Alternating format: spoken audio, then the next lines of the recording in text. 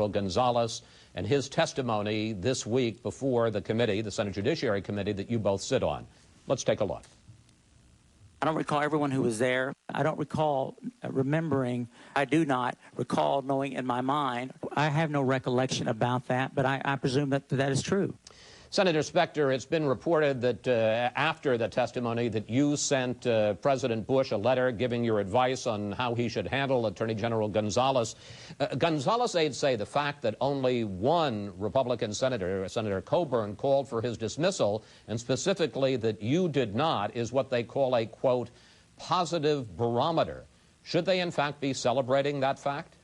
I don't think they should be celebrating that, because the Attorney General's testimony was very, very damaging to his own credibility. It has been damaging to the administration because without answers as to what really happened, there's a lot of speculation. And the charges are being made that the Department of Justice was the political arm of the White House. Now, there's no proof of that, but there's no proof of anything else either. Look, the president can discharge all 93 U.S. attorneys for no reason at all, but not for a bad reason.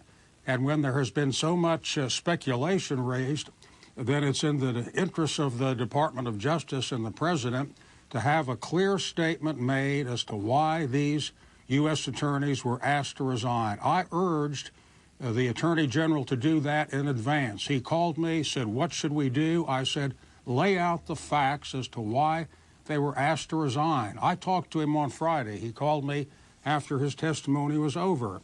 And I said, "Look, Al, do it now. Lay out the facts to try to end the speculation, which is harmful not only to the administration, but harmful to the day in and day out operation of the Department of Justice." That's what I want to pick up on with you, Senator Specter. You said after his testimony that his credibility, that he suffered a loss of credibility, and that his ability to manage the Justice Department has been severely undercut. Now, I know you don't, or you're not going to call for him to resign because you say that's a matter for him and the president to decide, and any advice you're going to give is going to be in private. But as the ranking Republican on the Senate Judiciary Committee, I don't have to tell you, a co-equal branch of the government, in your judgment, is it good or bad for the Justice Department for him to stay on?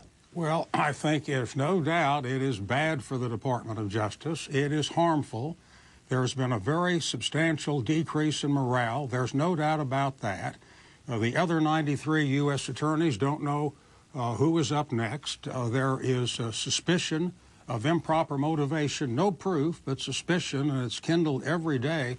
But I believe in the final analysis, there are two people involved in the decision, and that is the Attorney General to make it for himself, and if he decides to stay on, for the president. I do not think that it is appropriate for me to call for his resignation. I don't challenge anybody else who wants to do it, but my own mindset is to leave it up to the Attorney General and the President. Senator Schumer, it's been suggested that one reason that the President might not get rid of Gonzales is because you would hold up confirmation of any successor until you got testimony from Karl Rove. As a way of breaking that logjam, are you willing to separate the question of Rove's testimony from the confirmation process for any successor to Alberto Gonzales? Okay. Well, first, I do believe, Chris, that the testimony of Karl Rove, I believe the testimony of Karl Rove is extremely important.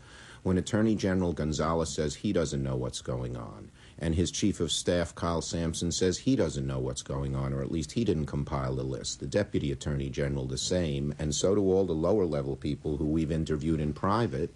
The arrow seems to point at the White House more and more. Someone had to come up with this scheme, and getting Karl Rove, getting Harriet Miers, and other White House officials to testify is really essential. So we can't gainsay that. On the other hand, obviously, I think, as Arlen Specter does, that Attorney General Gonzales should not be there. All of America saw why so many of us had felt for so long that he shouldn't be Attorney General. He was not in command of the facts. He contradicted himself, and he doesn't really appreciate the role of Attorney General.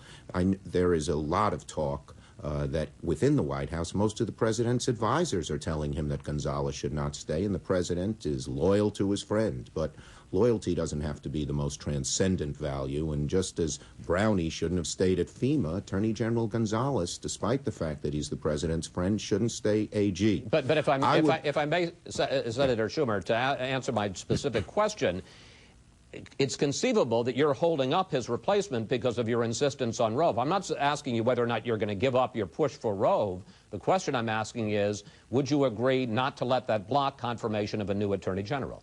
Let me say, if the president were to nominate somebody, albeit a conservative, but somebody who put the rule of law first, someone like a Larry Thompson, somebody like a Jim Comey, somebody like a Mike Mukasey, my guess is that they would get through the Senate very, very quickly.